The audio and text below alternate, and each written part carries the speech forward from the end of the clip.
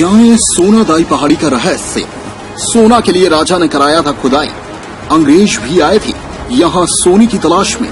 बस्तर की आपने बहुत सी कला संस्कृति के साथ प्रकृति सौंदर्य को देखा होगा और कई रजवाड़ों के समय की बहुत सी ऐतिहासिक धरोहरों की किस्से कहानी भी सुने होंगे। पर आज हम आपको एक ऐसे राजा और उसकी पत्नी की कहानी बताएंगे जो आज तक आपने न कहीं सुनी होगी और न कहीं ऐसे दृश्य देखे होंगे।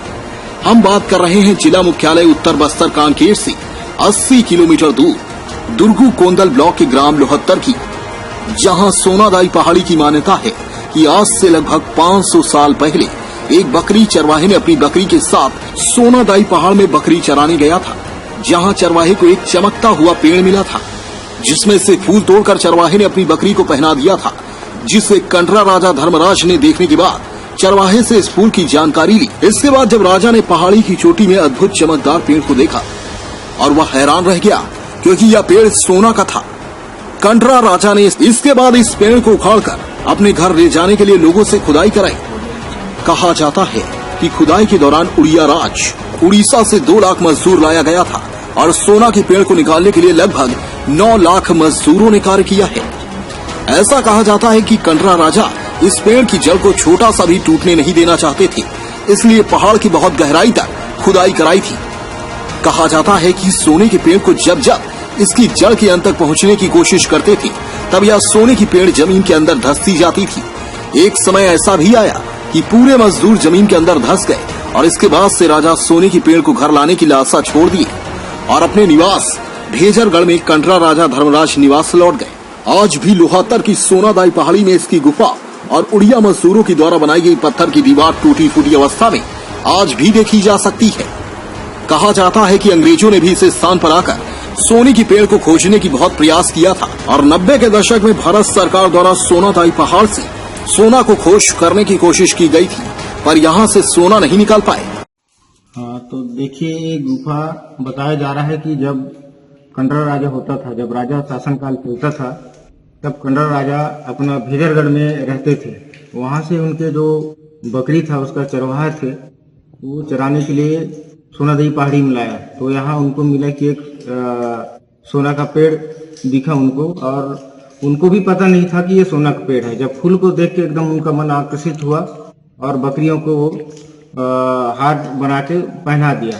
और जब शाम को घर ले गए राजा के यहाँ, तो राजा ने देखा और कंडरा को, जो उनका चरवाहा था, उनको पूछा कि ये कहाँ से लाए हो आप। तो उनका चरवाहा राजा जी को बताया कि नहीं, सोनादाई पहाड़ी में एक पेड़ है जिसका फूल को मैं तोड़ के बकरियों को पहनाया हूँ।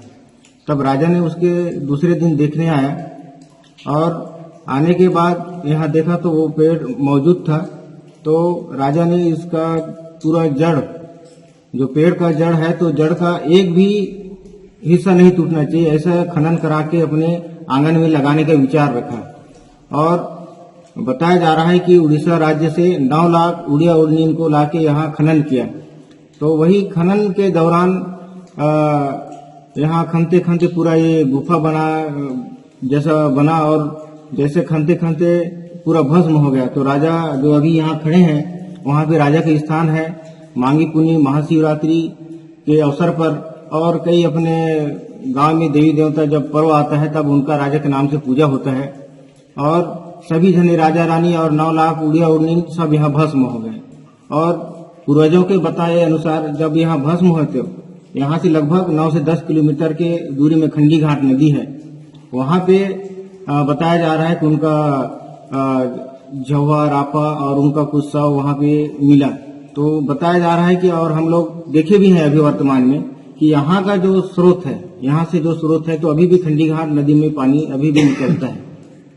और यहाँ मांगी पुन्नी के लिए बहुत सारे लोग दूर दूर से आते हैं अपने। हालांकि सोनादाई गुफा की जलकुंड की पानी का स्रोत खंडी नदी में जाकर मिलता है। उस पानी से सोना के छोटे छोटे टुकड़े मिलते हैं जिससे उस क्षेत्र के सोना झारिया छान कर निकालते हैं। आज भी सोनादाई में पहाड़ी ऐसी कई चीजें हैं जो इसको ऐतिहासिक धरोहर बनाती हैं। आज सोनादाई पहाड़ी में स्थित देवी देवताओं को 360 से भी ज्यादा गांव के लोग मानते हैं। सोनादाई गुफा की गहराई को आज तक कोई भी नहीं माप सका है। गुफा के अंदर जलकुंड भी है। लोगों की मान्यता है कि जलकुंड में नहाने से मनोकामना पूर्ण होती है। और सोनादाई में हर साल माघी पूर्णिमा और महाशिवरात्रि में बहुत बड़ा मेला भी लगता है, जिसमें बहुत दूर दूर से लोग अपनी मनोकामनाएं लेकर सोनादाई के मंदिर आते हैं। गुफा में अकेले जाना भी मना है।